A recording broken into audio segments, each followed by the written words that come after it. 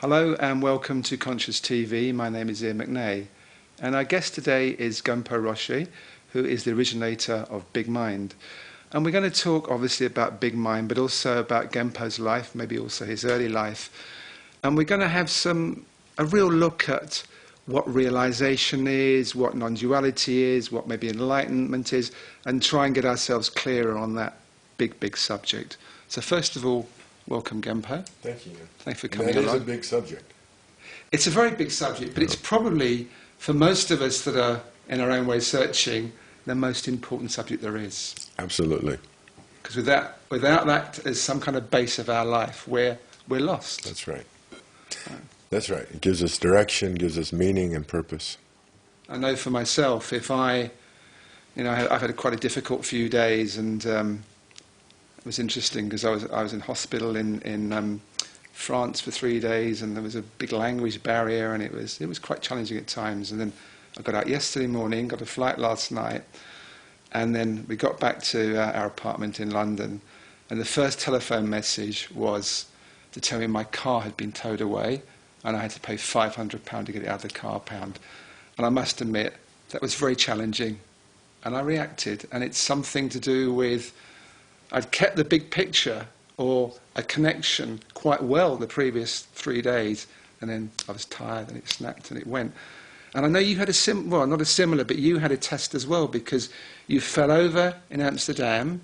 You were walking. Well, you tell the story. Well, yes, it was the day I arrived in Amsterdam, which was a week ago Friday, and we were walking to a nearby restaurant, and it was icy and cold, and my foot kicked a rise in the pavement. It was blocks of, cement blocks, and kicked that, and I had my gloves and my hands in my pocket, and I just took a face plant, just straight down on my face, and that's why my eyes healed quite well in these 10 days or so, but it was quite bad. And what was your first thought reaction because you must have known you were going down? What was the process? Was there a process? It was real fast, and the first thing was get me to a hospital. I knew it was bad. I hit it really hard, and it was unforgiving. The pavement slapped me pretty hard. The pavements tend to do that, yes. Pretty hard slap. Yeah. So we spent the next 3 hours in emergency getting stitched up. Yeah. But there was no reaction saying, oh shit, or something like that. It was just... Maybe after the fact was, I'm a mess. Yeah. Yeah. Okay. Afterwards. In the immediacy of the moment, it was just, I need to get to a hospital. I need care. Yeah. So it was a practical thought that came up. Very much so. A very intelligent thought. Well, it was, yeah. Yeah. Good for you. I needed the hospital. Yeah. Yeah.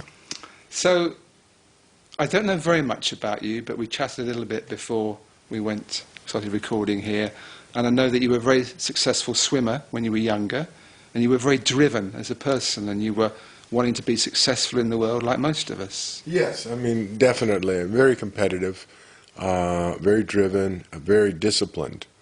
I trained very hard every day. In fact, I don't think at that time in history we really understood the necessity for rest and recovery. And I trained every day for probably 10 years, not missing a day, and trained many hours, many hours. Both swimming and water polo. Water polo was my great love. Swimming was something that I did. Obviously I loved it, but water polo was my great love. And you had ambition to be as successful as you could?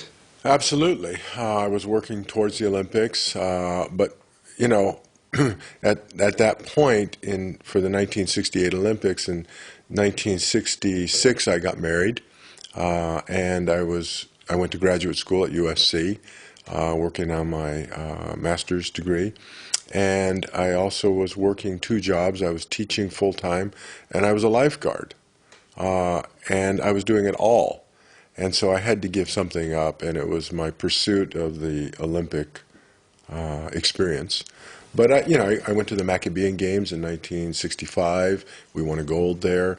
We were, I think, 3 times national champions in water polo out of 4 years of college, and I was an All-American, which doesn't mean anything in England, I think, but means there's a team selected, the top 5, or 6, I can't remember now, 7, top 7 water polo players in the country, and I was named to that. So it was a successful career.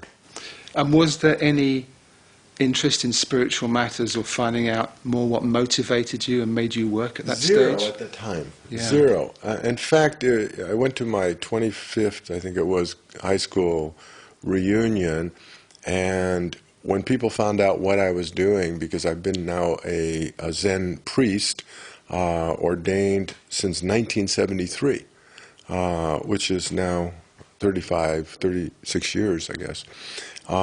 And they found out what I was doing. They said, well, you were always very spiritual. I said, I was. They said, you were very religious about your discipline in swimming and water polo. It was like your life. It became, the driving force. I didn't see that. I never saw myself as spiritual. I come from a long line of rebbes and rabbis. Okay. But that was not my pursuit. It was not my interest until 1971, when I was 26 years old, and I had this experience out in the Mojave Desert. And I was sitting there alone, and you could say I had an enlightened experience, an awakening experience, where I became one with the cosmos, one with consciousness. And the self dropped off, body and mind dropped off.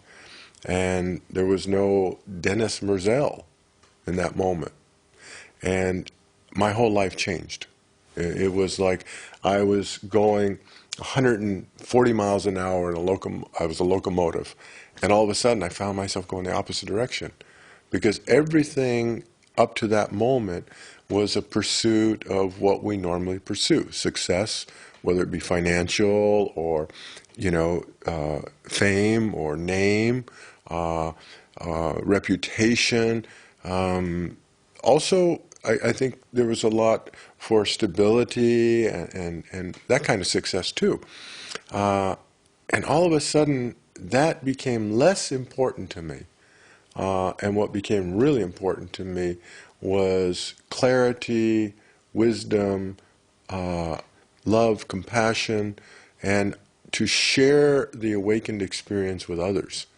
And I began doing that immediately, right after that experience. So what took you to the desert in the first place? What was the catalyst that got you there? Well, that's a good question. I was having some difficulty in a relationship that I was in. I found myself feeling once again restricted, confined, controlled, and I needed to get away. And so I called a couple of friends of mine. We went out to the desert. I took a day off, and it was a weekend, so I had a 3-day holiday from teaching school. And I went out there. I think I was looking for some space, which I found. And I was driven by this feeling that I wasn't free. I was confined, I was restricted. So there's a certain intelligence there that you knew you weren't free. You didn't necessarily have a big picture. I certainly didn't have a big picture. Yeah. No, I didn't. But something inside you was and it's guiding been a you. driving force. Yeah. I would say in my whole life, this pursuit of liberation, of freedom, yeah.